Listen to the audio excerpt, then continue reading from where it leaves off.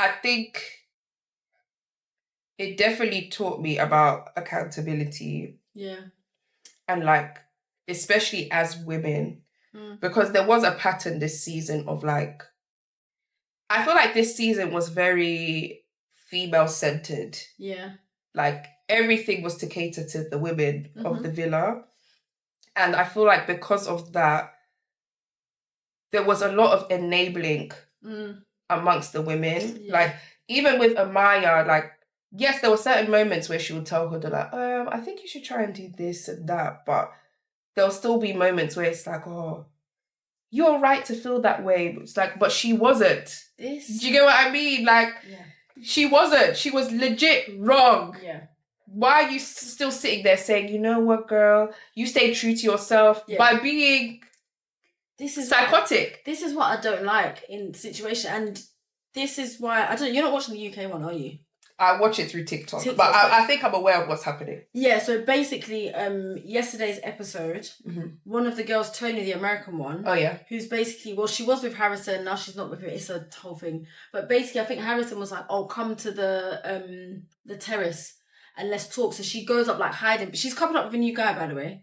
And then she crawls, she's with Cash. Okay, yeah. So she's now crawling, going up to the terrace to talk to him, sitting on the floor. They're basically flirting. She's basically telling him that she still wants to be with him, whatever. Meanwhile, he's the one who's been giving it to him is saying she wants to still be with him. This is So she was basically like, she still wants to be with him, and she was like about the girl that he's coupled up with now, like get rid of her. Bear in mind that night he fucked her, but cool, that's another story for fucked who? Tony? No, the girl he's the other girl. Yeah, they had sex. And basically, the other girl is basically like, everyone's like, did she have sex with him just to keep him from going back to Tony? Yeah, that sounds like it. That night, they slept together. But bear in mind, hours before, Tony was basically doing up, like, ditch the other girl, like, I want to be with you type thing, yeah? Cool. But literally, when she went up to the terrace, she came back down and her two, like, besties in the village, Shakira and Yasmin, they helped. I said, those are the type of friends you need in your life. They said to her, you need to wrap that up. They were like, he doesn't respect you. He doesn't. They were like, you should not have done that. And I was like, that is the type of people you need in your life. Yes. I said this in last week's episode when we were talking about like friendship and whatever. You need friends that are going to check you. Yeah. It's hard, and sometimes it's hard to take. Yeah. But you need friends that are going to pull you to the side and they're going to tell you. And you might not deep it in that moment, but eventually you will deep it. Yeah. And that's why one thing I'm very thankful with my friends. I was seeing one guy one time. My friends actually took me to the side. They were like, Rashida, nah. Yeah. And literally I was like, no, like trying to defend him. As the years passed and that man scattered my entire life, I thought back to that moment and I said, those are my friends. Yeah. And when I watch Love Island sometimes, I'm like, these people are not your friends. They're not. Because the way Huda was moving was not right. I'm so sorry. Like, as much as I'm like, yeah, she was entertaining, whatever. There was even a point when I think, I remember that conversation with Maya, and Maya didn't check. And I was like, people need to tell her, Huda, you cannot behave like this. I feel like the only person that ever checked her and told her you need to go was Nick.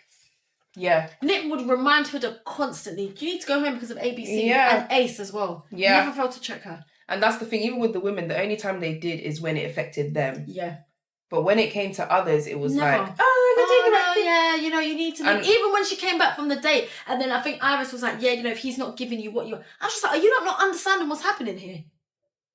As a friend, you'd be like, I'm not going to lie, Huda, he was right to feel like that because you did this. And that's the thing, because even with when Chris was saying how he wants more PDA and stuff, Amaya could have actually done more where she was like, listen, can't you come up with a compromise of like maybe giving him a peck, like 1 peck a day or something? Like, no one really gave her the advice, but also at the same time, it also showed me Huda is definitely not ready for a relationship. No, not at all. She does not know how to navigate it. Not at all. The fact that every single time they had a little hiccup, she had to go to someone for advice. Yeah. Then she doesn't know how to combat a relationship at all. Like, she doesn't know how to deal with them. No. So you have no business being in it because clearly when someone brings a problem to you, the fact you have to go to someone else for them to show you the light and then you still don't listen. You can't, like, because with relationships, unfortunately, you have to think about the other person as well. Yeah. Because your life isn't just for you anymore. I understand, like, especially when you're used to being single and then going into a relationship, it can be a hard adjustment. But, like, she's not even showing that she's willing to meet you halfway. Yeah. And that's her problem. Like, it's like, meet me where I'm at or don't meet me at all. Yeah. And if you don't meet me at all, then you're horrible. Yeah. Yes. And I'm the victim. Yeah. Like, you have to meet in the middle in all of your relationship. You have to compromise with almost everything. Oh, that's the thing that scares me, man. Fam. It's hard. It's a lot. This is what I'm saying. People on social media make it seem so easy, but they don't talk about the stuff like that. Yeah. Do you get what I mean? Like, having to fully integrate your life with someone else's life, and then you realize, fam, I can't move like how I did when I was single. Yeah. You have to think about this other person. Do you get what I mean? Like I mentioned even in earlier episodes, even small things like getting takeaways, you now have to think about another person, and now your cost has doubled what you're used to. But you have to do it because the person's there. Do you get what I mean? Like, and I don't think Huda is ready for that. Like, it's like, come into my life and mesh into my life. Yeah. And like, do whatever you need to do that for me. And that is not okay. Yeah.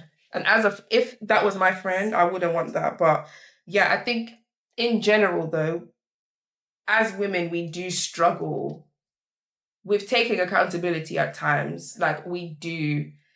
And I'm saying this because I actually want to help us, because this cycle, we're just in a never-ending cycle of like, if we keep thinking we're not doing anything wrong, we're going to keep making the same mistakes and then meeting the same men, and it's going to have the same result.